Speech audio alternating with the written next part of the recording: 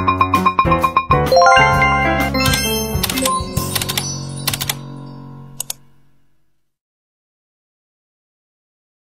minasan, konnichiwa! So for today's video, sasabihin ko naman sa inyo yung mga interview tips bago kayo sumalang sa employer. So guys, nung nag-apply ako, ito po yung mga ginawa ko guys. Number 1 po, dapat magsuot ka ng proper attire sa pag-a-apply, which is naka-white na t-shirt or polo shirt, then pants po. Hindi po dapat ripped jeans, hindi po yung may mga butas-butas, or hindi po dapat ma-color yung pants nyo. Yung ordinary maong lang po, tulad ng mga blue, ganyan po. So, yung shoes po, dapat shoes po kayo, rubber shoes, hindi po naka-sandals or chinelas. Dapat po talaga, yung looks nyo is talagang makikita ng employer sa inyo na nag-a-apply kayo ng trabaho. So, pagdating naman po sa mukha, guys, or sa face, hindi po dapat kayo mag-makeup, mga sis. Hindi po dapat maglagay ng mga kung anong eyeliner, ganyan, makapal na foundation, yung kala mo pupunta ng party. So, hindi po ganyan, mga sis. Tama lang po yung mag-lipstick, ayan, konting blush on, kung gusto nyo na medyo fresh ang mukha, sobrang konti, hindi yung pulang-pula, then kilay, kung natural na kilay nyo, okay na yan. So, ipupusod nyo rin po yung buhok nyo, guys, ng nakatali. Nakatali siya, guys. Mas maganda if iikot nyo siya, or kung nakataling ganyan, guys. Pero sa akin, nung nag-apply kasi ako, nakatali siyang pabilog, guys. Pabilog. Yung talaga. Ayan, sorry guys. Ayan, may bumaksa kasi. So, eto na nga, guys. Dapat malinis po yung sa hair nyo. Ayan, dapat nakatali. Hindi po dapat siya nakalugay. Pagdating naman po sa earrings, mga sis, hindi po pwede sobrang laki ng earrings. Lalo na yung pag ganito, yung nakalawlaw siya dito. Ayan, pwede po yung mga pearl na maliliit po yung pearl talaga. Hindi po yung malaking pearl. O kaya yung mga, ayan po, stud earring ba yun? Hindi ko alam kung anong tawag doon. Basta, yung mga ganito po, ganyan. O, maliit lang yan, mga sis. Dapat po, ganun po yung earrings niya, mga sis. Or if kung gusto niya rin naman po na walang earrings, pwede rin naman po. Basta dapat neat po at presentable yung looks niyo, mga sis. Para naman po sa boys, dapat po hindi po mahaba yung buhok. Dapat magpagupit muna kayo bago kayo sumalang sa interview para pag nakita kayo ng employer, guys, maano na sa inyo, kumbaga parang ma-appreciate na kayo kasi talaga yung mga Japanese po is first impression, last po talaga sila. So, talaga, unang kita pa lang sa inyo, mararamdaman na nila kung karapat-dapat ba kayong piliin, or alam nyo yun, na na talaga, uy, gusto ko to, ganun, kasi maayos, ganyan, sa pananamit pa lang, tsaka sa looks pa lang. So, second guys, interview tips ko sa inyo, kapag sumalang na po kayo sa interview, or bago kayo sumalang sa interview, gabi pa lang guys, mag-search na po kayo ng mga tungkol sa Japan, or manood po kayo tulad po nito ng mga interview tips, na mga vlog patungkol sa Japan, guys. Huwag po kayong sasalang ng wala po kayong alam tungkol sa Japan, guys. Talagang tips ko po sa inyo yan. Kasi, pwede niyo pong maitanong sa inyo, example question, ano ang alam mo sa Japan? Number 1. Mga example ko lang itong mga sis, tsaka based na sa experience ko. Number 2, bakit mo gustong mag-Japan? Ayan, bakit mo nga ba gustong mag-Japan? Number 3, kaya mo ba yung mga trabaho sa Japan kahit mabibigat, ganyan. Number 4, anong gagawin mo if ina-allergy ka sa trabaho? Yung mga situational din, mga sisi. Tapos number 5, anong gagawin mo sa mga naipon mong pera dito sa Japan? Mga sample yan, guys, na pwedeng itanong sa inyo. Mga possible talaga, guys. Ang ma-recommend ko talaga sa inyo, dapat mag-isip kayo ng unique, mga sis. Hindi yung nasagot na ng isa, uulitin mo ulit. Dami yon, sis.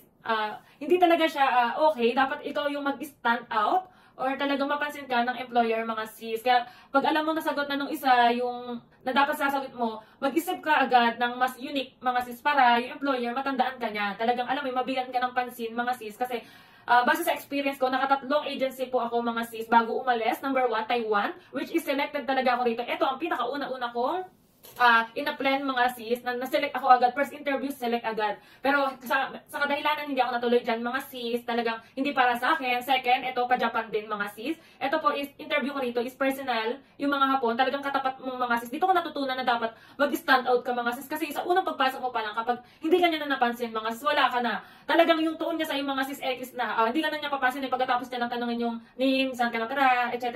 Wala na, mga sis, wala nang follow-up question sa'yo. Pag naramdaman mo ganun, mga sis, parang, ano yun, na hindi ka na napili. So, pangatlo, mga sis, ito na agency ko, natanggap ako. Ito interview na to, mga sis, sa Zoom lang ata. Ayan. So, sa tatlong in-apply ko, etong gitna po ang hindi ako napili, mga sis. Pero, the rest po na itong dalawa is napili ako. Kaya dito ko natutunan, sa gitna na to, yung mga interview tips na binibigay ko sa inyo, mga sis, talagang makakatulong siya, mga sis. So, eto pa guys, ang isang tip ko sa inyo, pag pumasok kayo sa, lalo na kapag nag-start na yung interview, mga sis, physical man yan, or naka-zoom, ganyan, dapat always wear your smile. Totoo po yan mga sis, dapat nakangiti ka. Dapat genki ka sa paningin ng mga Hapon, mga sis. Yung genki parang talagang lively, ganun. Talagang masayahin ka. Kasi dito sa Japan, guys, laging sinasabi, o genki desu ka, ganyan. Ayaw nila ng mga genki na, or yung mga, alam mo yung mga alam mo walang gana sa buhay, yung parang yung pagod na pagod ka na, ganun. Ayaw nila ng ganyan. Kailangan, una pa lang pagpasok mo, di ba pagpasok mo, hindi nakaupo kang ganyan. De-demonstrate ko mga sis. So, ayan, nakaupo kang ganyan. Yung kamay nyo, nandito. So, hindi ko mapapakita pa ako. Pero, nakaupo kayong ganyan. Yan. Tapos yung chest nyo, ganyan yung mga sis. Wag na wag po kayong sasandal sa upuan, ha? Pag nakaupo kayo, ipakita nyo nakaganyan kayo. Tapos, mag-smile kang ganyan. Kahit wala namang ka-smile, or hindi ka pa tinatanong mga sis. Mag-smile ka pa rin, ganyan. Makita mo talaga na parang alam mo yung masaya ka. Yung, alam mo, kasi ako na-experience ko, hindi pa ako tinatanong eh. Hindi pa ako tinatanong, pero pinaparamdam ko na sa kanila na happy ako. Parang ganun yung ko. Ganyan. Hanggang sa matapos ang interview namin, naka-smile ako. Sumakit na yung dito ko, promise mga sis. Talagang pinakita ko na ko. Kailangan ko kasi mag-stand out kasi nga, di ba sa sinabi ko, di sa pangalawa natuto na ako. Kaya yung pangatlong interview ko mga sis, hindi ako pumayag na hindi ako mapipili. Talagang sinabi ko na dapat mapili ako ganyan mga sis. Ganyan.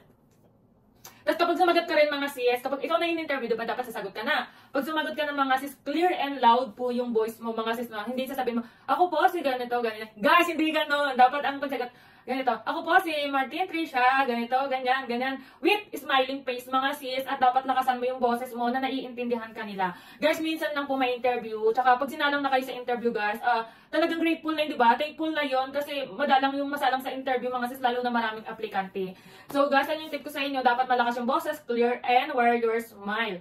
So, ayun nga guys, at susunod pa, syempre hindi dapat kalimutan guys na magdasal talaga palagi. Kasi lagi kong iniisip na nung nag-a-apply ako na kung para sa'yo, ibibigay sa'yo ni Lord dyan mga sis. Tignan mo sa tatlong agency na ina-plan ko mga sis, dito sa pangatlo talaga ako, pinalad mga sis. Pero dito sa dalawa is may natutunan na akong mga bagay na which is, na-apply ko siya sa pangatlo kong agency. So, ayun lang guys, sana nakatulong ito at God bless sa pag-a-apply. Kung hindi ka man pinalad sa pinag-applyan mo, una, pangalawa, wag ka pa rin sumuko at sumubo ka pa rin ng bago. So, ayun lang guys, maraming salamat and God bless. Please subscribe my YouTube channel. So, ayun na po, God bless. Bye!